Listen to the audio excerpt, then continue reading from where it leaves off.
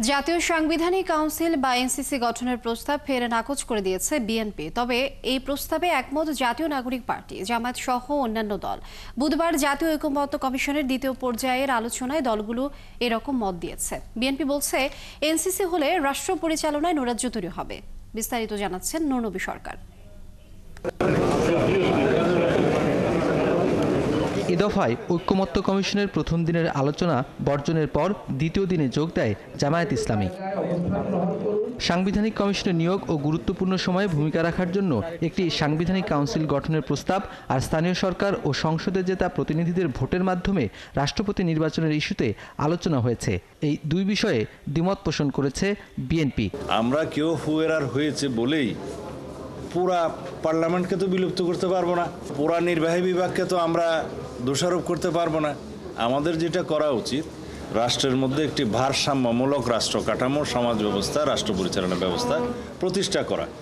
সেইটা করার জন্য আমরা কি করতে পারি, সেটাই আমাদের চিন্তা করা উচিত। জামায়াত ও এনসিপি সাংবিধানিক কাউন্সিল গঠনের পক্ষে যুক্তি তুলে ধরেছে। এনসিসি, ন্যাশনাল কনস্টিটিউশনাল কাউন্সিল, অধিকাংশই দলেই ঐকমত্য পোষণ করেছে নীতিগতভাবে। এনসিসি অত্যন্ত গুরুত্বপূর্ণ একটি বিষয়।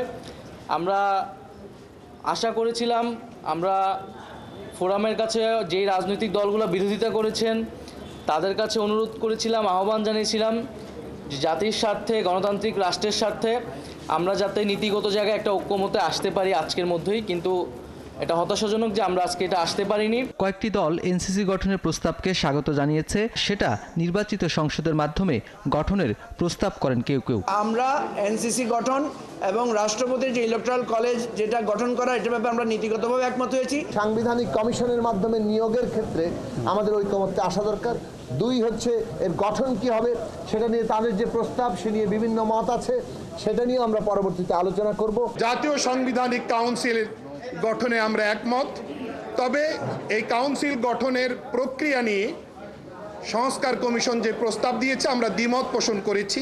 অধিকাংশ রাজনৈতিক দল এ ব্যাপারে তাদের সম্মতি এবং তাদের একাত্মতা আজকেও তারা ঘোষণা করেছেন। আলোচনা নিয়ে পরে সাংবাদিকদের মুখোমুখি হন ঐকমত্য কমিশনের সহসভাপতি। বলবো যে আজকের সবচেয়ে বড় অর্জন সেটা হচ্ছে যে আমরা বিভিন্ন বিষয়ে রাজনৈতিক দলগুলোর অবস্থানগুলো জেনেছি, পারস্পরিকভাবে জেনেছি, আলোচনা করেছি এবং বিশেষ করে জাতীয় সাংবিধানিক কাউন্সিলের আর কীভাবে এই একই লক্ষ্য অর্জন করা যায় সে বিষয়ে সকলেই উৎসাহ দেখিয়েছেন, আগ্রহ দেখিয়েছেন, আলোচনা করেছেন এবং এই আলোচনা অব্যাহত থাকবে। দ্বিতীয় পর্যায়ের আলোচনা শেষেই ঐকমত্য কমিশন রিপোর্ট তৈরি করবে। তার ভিত্তিতে রচিত হবে জুলাই সনদ।